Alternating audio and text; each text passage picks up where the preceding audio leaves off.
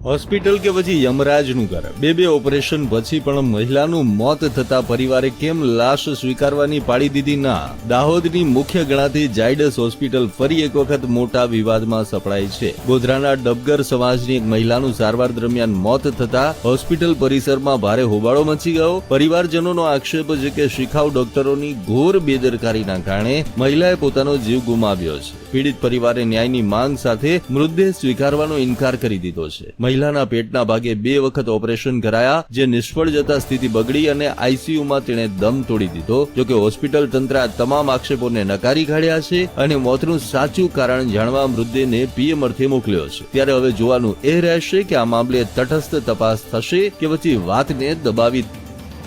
दर्दी नैनाबेन दगबार उम्र 46 वर्ष 10 तारीख को जो है वो हमारे हॉस्पिटल में एडमिट हुई और 16 तारीख को उनका जो है ऑपरेशन किया जाना था और ऑपरेशन हुआ. उस ऑपरेशन के बाद 6 दिन के बाद जो है ऐसा लगा कि जो है ऑपरेशन में कुछ ये हो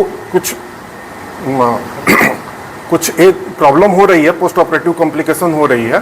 उसके लिए जो है हम लोग ने जो है 22 तारीख को जो है दूसरी बार ऑपरेशन किया. उसके बाद पेशेंट जो है दूसरी बार ऑपरेशन करने के बाद बिल्कुल स्टेबल था. 4 तारीख तक जो है बिल्कुल स्टेबल था, सब कुछ बढ़िया से था. और हम लोग ने जो है 5 तारीख को सडनली उनका जो है हार्ट रेट, बीपी और जो है शुगर वो लो हो गया, जिसको हमारे डॉक्टर ने बढ़िया से संभाला. लेकिन सब कुछ करते हुए भी शाम तक उनकी जो है वो पेशेंट कोलैप्स कर गई. और ये आधार जो है निराधार है कि कुछ डॉक्टर से इंजरी हुई है. हमारी जांच चल रही है, हॉस्पिटल की अपनी जांच है और वो जांच आने के बाद सत्य सबके सामने आएगा. तो जो है जाइडस हमेशा से सेवा करता आया है दाहोद जिला की और आगे भी करता रहेगा. सर, परिवार का ऐसा आरोप है कि आपके सीईओ है, उन्होंने कबूल करा है कि ये पेशेंट हमारे डॉक्टरों की गलती की वजह से डेथ हुई है. ये आधिकारिक सूचना नहीं है. सर, दूसरा भी आरोप है कि बहुत दिनों से इनको आईसीयू में रखा गया था और आज मृत घोषित करा.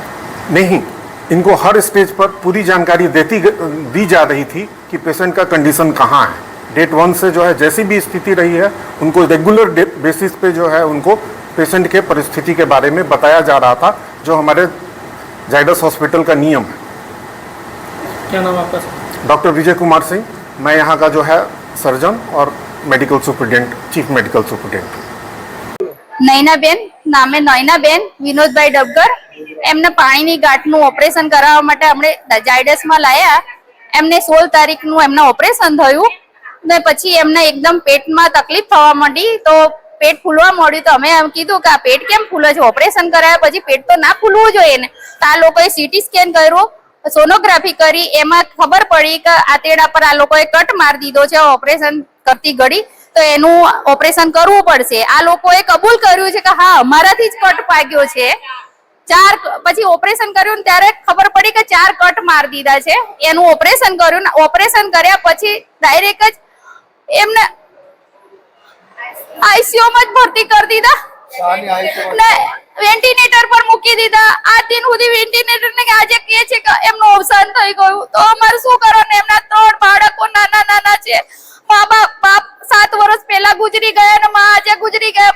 બાળક અનાથ થઈ ગયા. એમનું કોણ છે આ દુનિયામાં? આપણા કોઈને અનાથ થઈ ગયા. બાપ બે જ. અમારો ન્યાય જોઈએ છે. બાળકોને માં કોણ લાવશે, બાપ કોણ આવશે એમના માટે? એમનો કોણ આ દુનિયામાં? અમારે તો ન્યાય જોઈએ છે બસ. નૈનાબેન હાથે જે અન્યાય થયો છે એ ન્યાય જોઈએ છે અમારે તો બસ. અમારા સીઓ જોડે વાત થઈ હતી તો સીઓ એ કીધું કે હા અમારા સ્ટાફ થી જ ભૂલ થઈ છે, એવું એમને કબૂલ કર્યું હતું કે હા અમારા સ્ટાફ થી ભૂલ થઈ છે, એવું કબૂલ કર્યું હતું. બસ હવે આગળ એની કાર્યવાહી ફરિયાદ કરવાની. કોણે ઓપરેશન કર્યું ને કોણે આ હાલત ઉપર લાવી દીધા? બસ એમાં તો ન્યાય જોઈએ છે બસ. અમે અહીંયાથી આજે નૈનાબેન અવસાન પામ્યા એવું જાહેર કર્યું છે.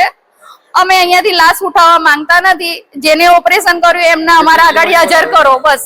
અમારે ન્યાય જોઈએ છે. આજે છોકરા અનાથ થઈ ગયા. આ અનાથ બાળકોનું શું જાયડસ વાળા પૂરું કરશે?